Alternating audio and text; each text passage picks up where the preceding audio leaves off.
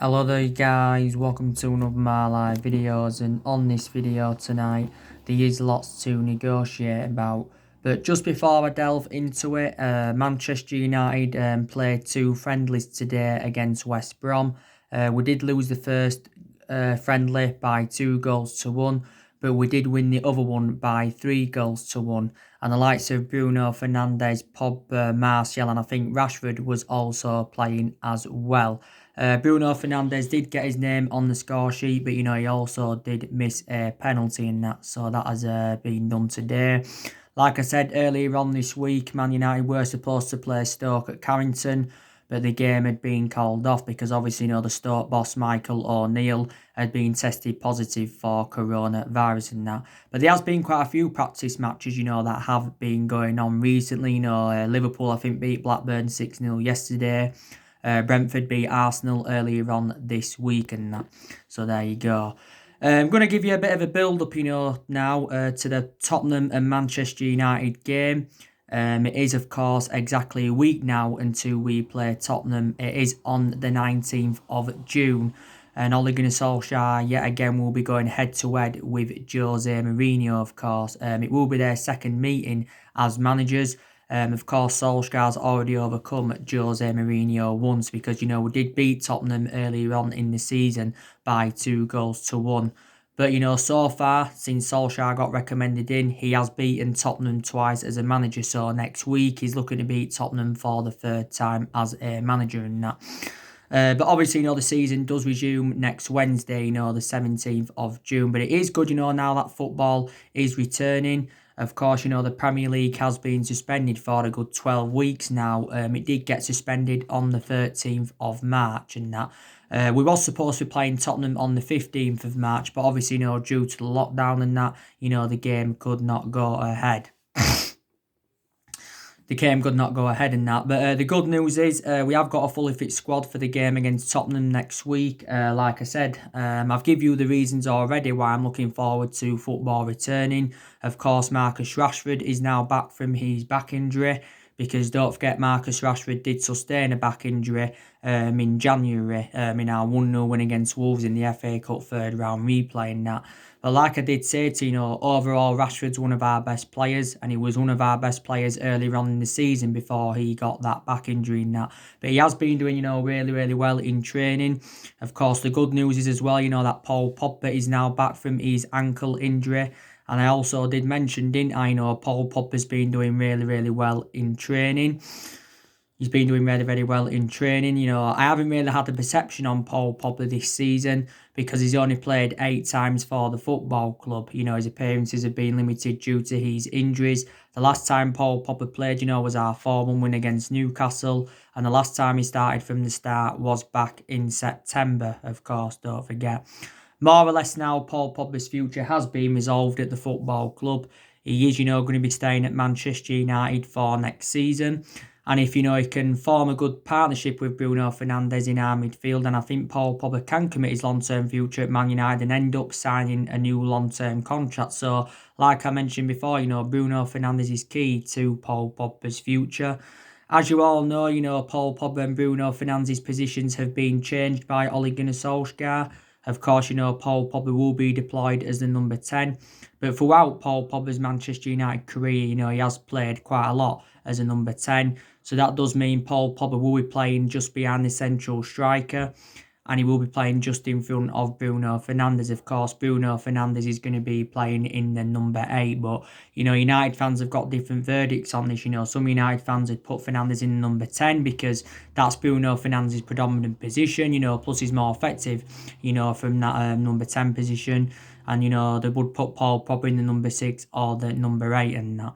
Like I did say, that our first choice midfield trio, will be, Pogba, Bruno Fernandes and Scott McTominay.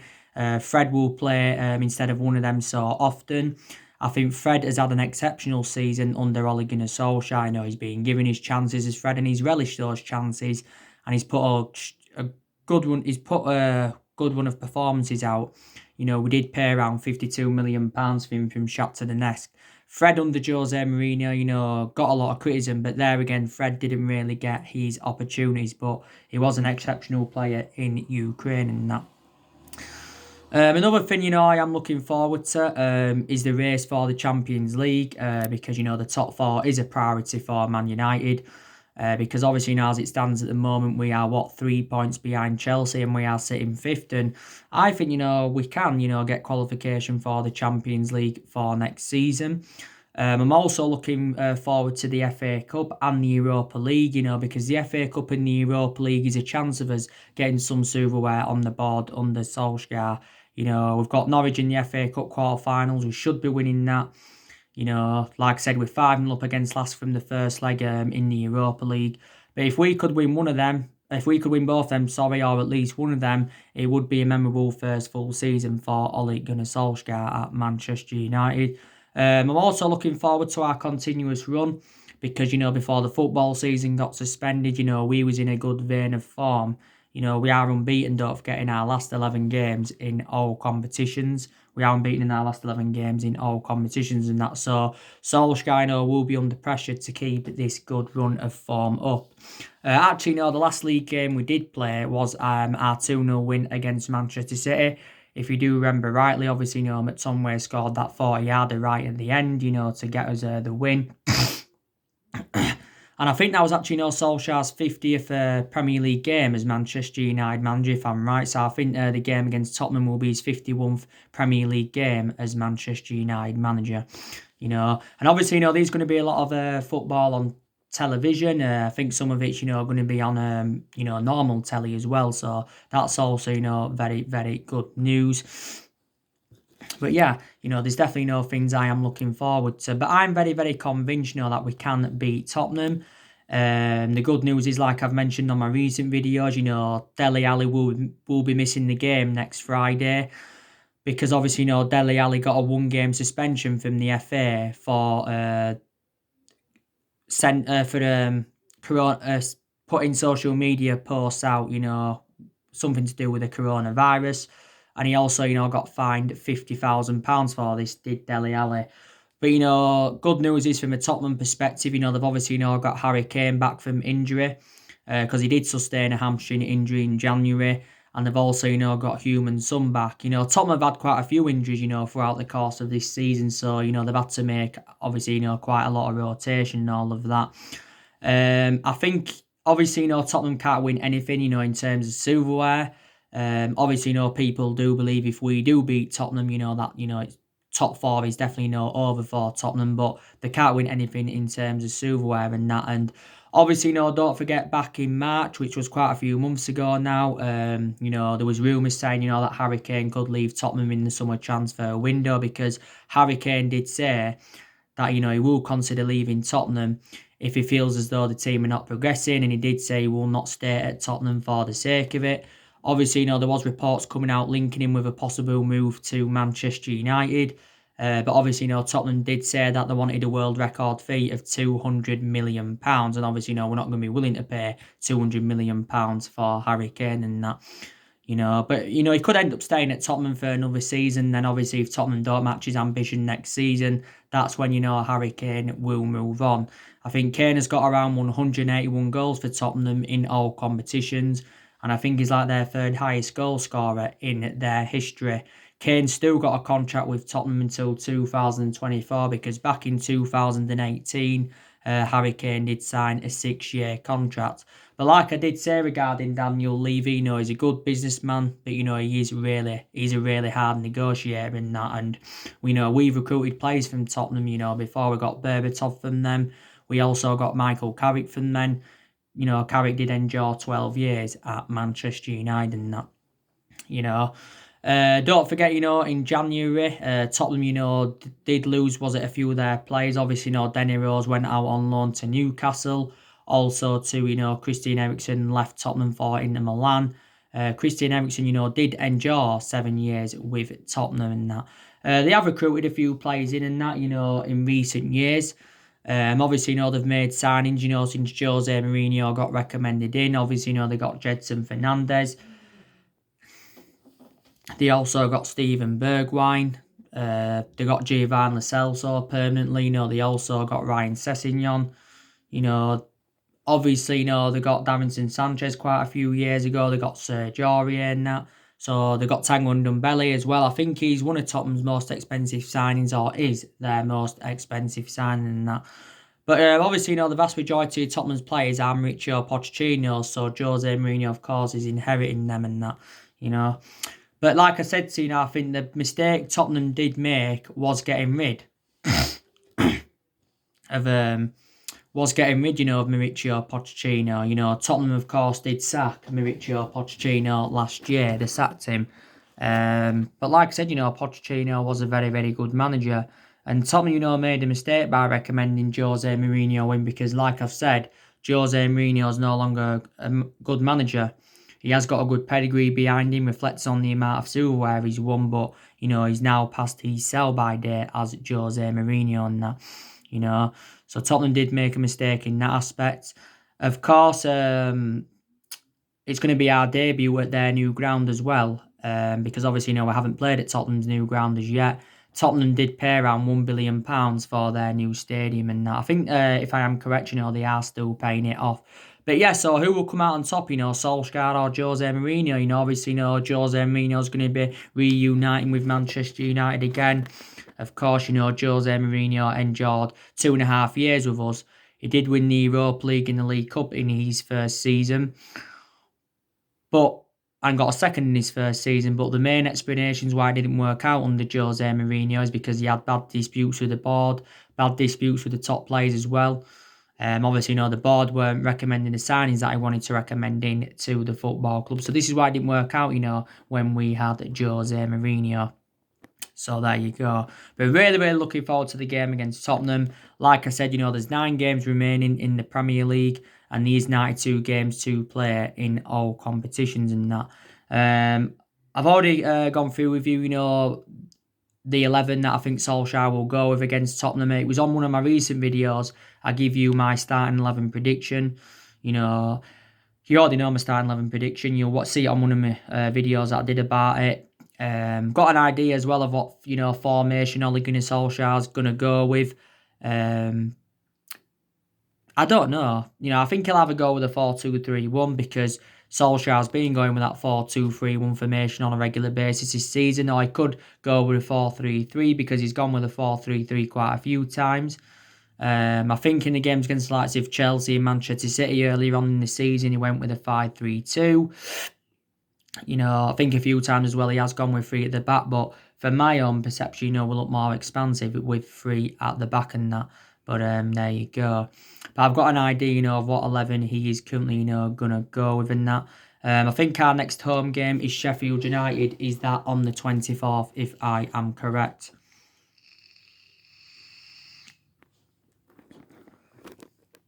That is on the 24th, if I am correct in that. But like I said, there's decisions that Man United have got to make. Like I said, we've got to make a decision on Angel Gomez's future. Because at the moment, it's looking like that Angel Gomez is going because, there is no signs of Angel Gomez signing a new contract at Manchester United. And we have put forward quite a few contract offers for Angel Gomez. But I think Angel Gomez, has got strong reservations about getting into the first team. Like I said, Diego Dalot was subjected to transfer speculation quite a few weeks ago. There was talk saying that Barcelona and PSG were interested in him. But I think Solskjaer is determined to keep Diego Dalot. Obviously, Dalot is our backup right back to Wan-Bissaka because Wan-Bissaka is our first choice right back and that. So there you go. So we've got to make a decision on that. Left back, facing a bit of a dilemma there. I think probably Luke Shaw will remain our first choice left back for the remainder of the season. Not too sure about next season though. Because obviously, Luke Shaw's more experienced than Brandon Williams. I still like Brandon Williams a lot. I think he has enjoyed a very, very good season.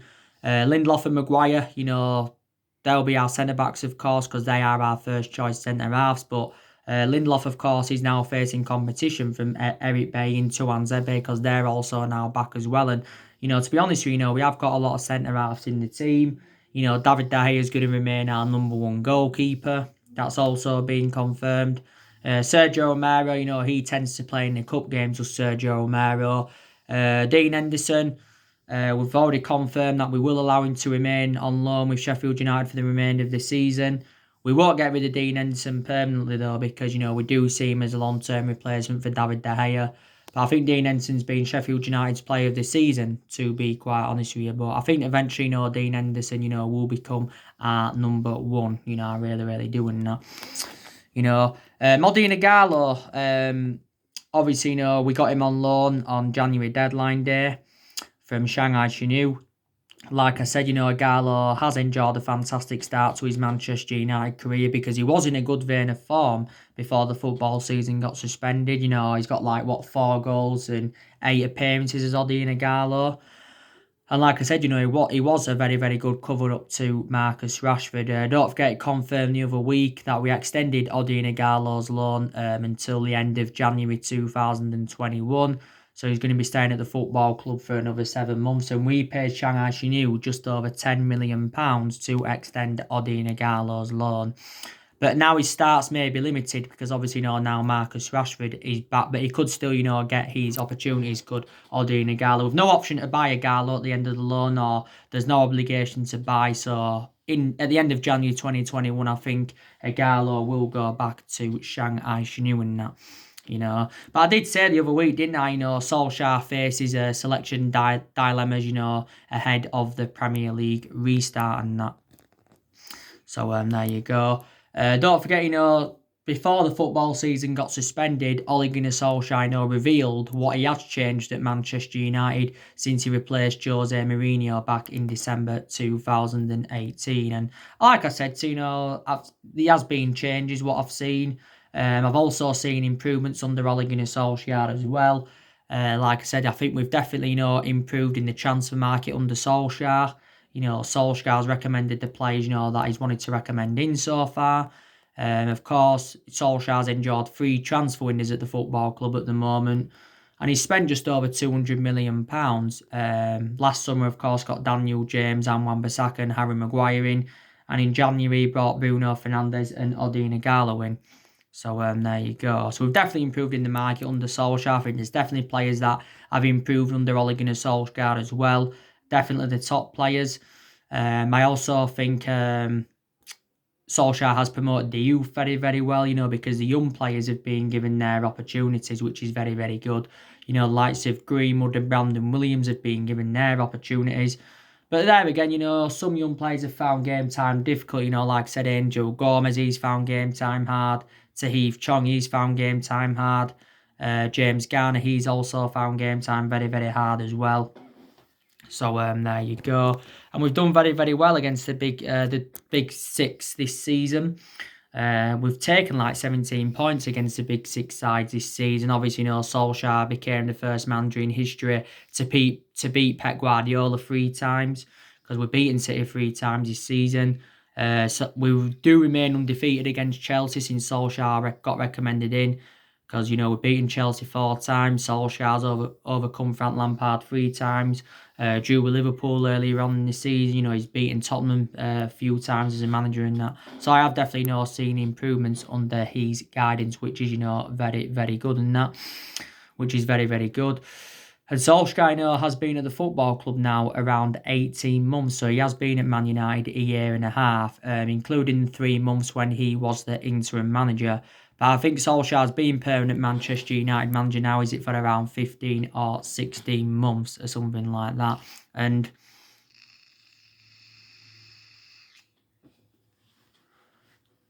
like I updated you earlier on today, Man United's transfer budget for the summer has been revealed for the summer transfer window. Solskjaer's going to have around £269 million to spend in the summer transfer window, and that should be enough for us to get the number of players that we want in, and it should be enough for us, to recommend the right players in to the football club and that. So yeah, it's around £269 million, and don't forget, Man United are looking to sign players that will. We're looking to sign players in the image of Solskjaer and his coaching staff, and Solskjaer, still wants to continue, bringing young British talents to Manchester United, because there's been quite a lot of British players on our agenda. 3 of the 5 players that Solskjaer's recommended in so far, of course, are British. So there you go. But want to make around 3 or 4 signings in the summer transfer window. because we believe we need around 3 or 4 signings to become title contenders next season. Like I've mentioned on my recent videos, us and Chelsea, looking to make moves in the transfer market to obviously, compete with the likes of Liverpool and Manchester City. And I've got to make an admission, I think Chelsea have done really, really good business so far. Of course, in February, they got Hakim Ziyech from Ajax for around, was it 37 or 38 million. They're now on the verge of getting Timo Werner from RB Leipzig. That's going to be Frank Lampard's second signing as Chelsea manager. Recent stories have said that Chelsea have put a £75 million bid in for Kai Havertz. Obviously, Ben Chilwell is Chelsea's number one target from Leicester. Don't forget, Chelsea recruited quite a few players in from Leicester. They got N'Golo Kante from Leicester, and they also got Danny Drinkwater from Leicester as well. But we need to take advantage, because I don't think City are going to be in the summer transfer market. I don't think Liverpool are going to be in the summer transfer market. Tottenham, Daniel Levy doesn't like to spend loads of money. Maybe Arsenal aren't going to make any signings in the summer transfer market. So we do need to take advantage of this without a shadow of a doubt. And the summer transfer window will be Solskjaer's fourth transfer window as Manchester United manager in that, but he's already identified the areas in the squad where he wants to strengthen up. He wants to recommend the right winger in, he wants to recommend the midfielder in, and he also, wants to recommend the centre half in that. So they're the areas, Solskjaer, does want to strengthen up in that. Don't forget, there were stories coming out the other week, saying that we'd taken a £140 million loan from our £150 million revolving credit facility, to help us, get the right calibre players in and to help us through the coronavirus crisis. So, this is what we've taken. Don't forget, our net debt is now 429 million, or just over 429 million, because it did confirm quite a few weeks ago that our debt had risen up by almost £130 million. You had Ed Woodward talking the other month saying that, we won't do business as usual in the summer transfer market. So he ruled out big transfers to Man United, but he did say, Ed Woodward, that we will remain competitive in the summer transfer market. And Solskjaer knows he's got the backing of Ed Woodward, and he's also got the backing of the Glazers and that, because they probably believe that Solskjaer is the foreseeable future for Manchester United. Like I said to the real test for Solskjaer comes in the new season. Because next season, we know that Solskjaer is going to be here. And, if things don't work out, that's when I would get rid of him. But he'll have many expectations to exceed next season. I think our expectations next season will be to challenge for the title. Because, we haven't won the Premier League since 2013. So the last time we won it was in Alex Ferguson's last season and that. But he does deserve at least a couple of more transfer windows, to build the next great Manchester United team. Solskjaer was talking recently as well, saying that he will not, take any rotten apples in the squad, and he wants to avoid buying rotten apples in the summer transfer window. Like I said, we are going to get rid of more deadwood in the summer transfer window. I think we're going to get rid of at least 5 players in the summer transfer window, so we are going to generate money that way. I've already gone through with you enough. The players that I think are going to leave Manchester United in the summer transfer window and that. I think we're going to get rid of Phil Jones. We're going to get rid of Jesse Lingard. We're going to get rid of Andrews Pereira. We're looking to get rid of Smalling, Rojo and Sanchez on permanent transfers. Because obviously, you've got Smalling who's out on loan with Roma at the moment. You've got Rojo who's out on loan at Estudiantes. And you've got Sanchez who's out on loan at Inter Milan. So players are going to depart the club. We'll probably loan James Garner out as well. So players are definitely not going to leave Man United in the summer transfer window and that. But Solskjaer has got rid of a lot of the deadwood since he got recommended in to the football club. I think a total of 19 players have left Man United since Solskjaer got recommended in and that. So there you go. Obviously, my recent videos today, I've been keeping you up to date, of some of the transfer news and that. Obviously, this morning I give you the breaking news on Jude Bellingham from Birmingham. Obviously, Christian Falk, who was a German football expert, he said that Jude Bellingham has decided to join Borussia Dortmund over Manchester United. So it's looking likely now Bellingham's going to be going to Borussia Dortmund. But there was reports stemming from the German press not too long ago saying that Dortmund have emerged as the favourites to get him. It also said in March that Borussia Dortmund are emerged as the favourites to get Jude Bellingham. And don't forget, Jude Bellingham's father recently urged his son to join Borussia Dortmund over Manchester United. So he told him to reject a move to Manchester United and that. But he's been subjected to a lot of transfer speculation as Jude Bellingham. And of course, Birmingham are looking to offload Jude Bellingham, to resolve their financial issues. Obviously, we do know this has been Jude Bellingham's first season in Birmingham City's senior squad. Became the youngest player to represent them. Made his senior debut at the age of 16 years and 38 days. And I think he's played around 30-odd games in the Championship this season as Jude Bellingham. Like I said, we haven't only been in for him. Chelsea have also been in for him as well. But Bellingham has been a Birmingham City player since the age of 8. He risen up at their youth academy in that. Did Jude Bellingham. Pep Cloytek did say on Monday, the Birmingham boss, that he will be leaving Birmingham at the end of the season. And that actually, did put quite a few Manchester United fans into meltdown and that. But Birmingham did say, that they do want the full cash amount up front if they are to offload Bellingham. And it did say the deal could be worth around £50 million. This is, what it had said. But we'd made a promise to Jude Bellingham. We did say that we would offer him a senior role if he signs for the football club in the summer transfer window. Bellingham's only 16 at the moment, and Bellingham's only on 145 quid a week. I think it did say when he turns 17, he's expected to sign a professional contract with Birmingham, and Bellingham's versatility is also very, very good. So now the news on him. I also give you the news on Jadon Sancho as well earlier on today. The news on Jadon Sancho and that. Obviously, again, Christian Falk, the German football expert, has said that Jadon Sancho will leave Borussia Dortmund on 2 conditions, and that's if his asking price is met and if Jadon Sancho, of course, forces the move. Now, Borussia Dortmund have remained ruthless over their valuation for quite some time. Dortmund have basically said, they want £150 million for Sancho. There was reports saying before that, they only want £100 million for Jadon Sancho and that. Dortmund did recently say, though, that they are losing patience with Jadon Sancho. They're losing patience with him. I think something to do with his off-field distractions or something like that. Sancho was recently fined £8,000 for, breaking lockdown rules.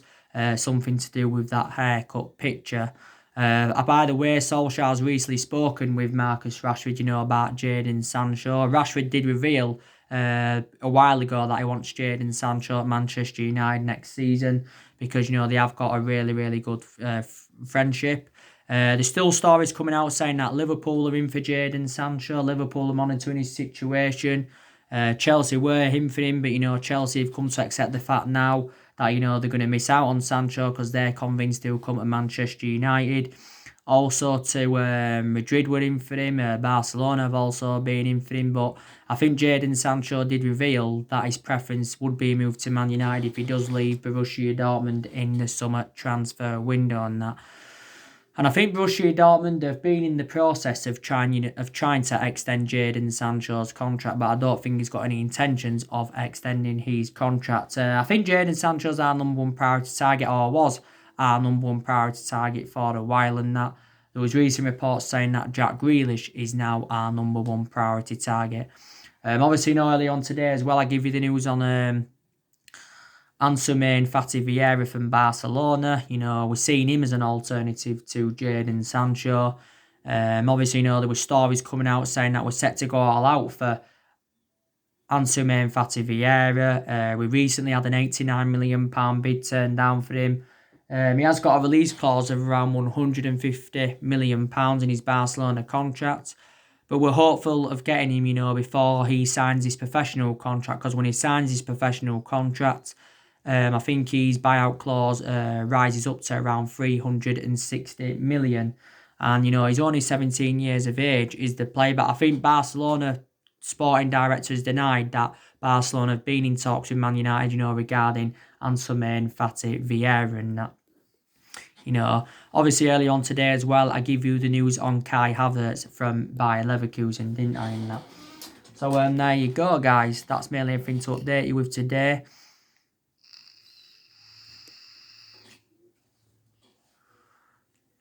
Drop your comments, like, support on the channel. If you do, consider subscribe as always, and take care. God bless, and I'll see you all again very, very soon.